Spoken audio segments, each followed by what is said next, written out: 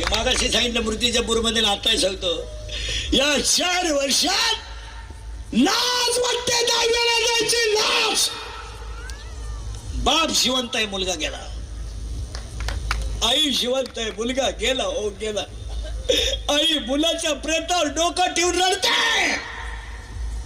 अरे ज्या झाडाखाली बसून म्हातारपण मजेत घालायचं, ते झाडच जर उमदळलं तर जगायचं कुणासाठी? का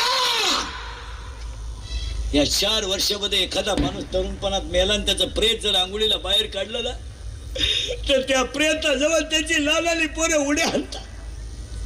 काय माहित त्यांना माझा बाप गेला, काय माहित त्यांना माझी आई विधवा झाली, काय माहित त्यांना माझ्या आईला विधवापणाचा डाळ लागला. ती पोरं आईला विचारतात, आई माझ्या बाबाला सगळे लोक आंघोळ का घालतात?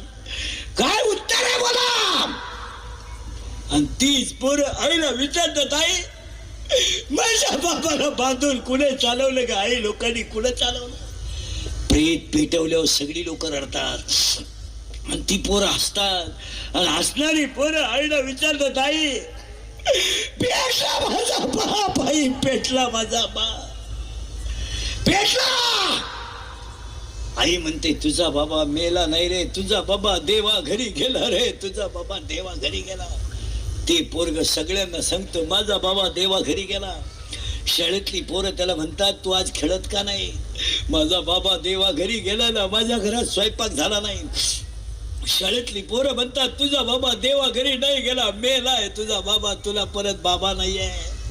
ते पोरग घरी येत आणि आई पुढे दप्तर टाकीत, आई मेलाय माझा बाप, मेलाय. धाडकन आईला चक्कर येते. या 3 वर्षात तिसरीची पोरं बापाच्या लाव्याला आहेत. या 3 वर्षात स्तनातली दूध पिणारी पोरं बापाच्या लाव्याला आहेत.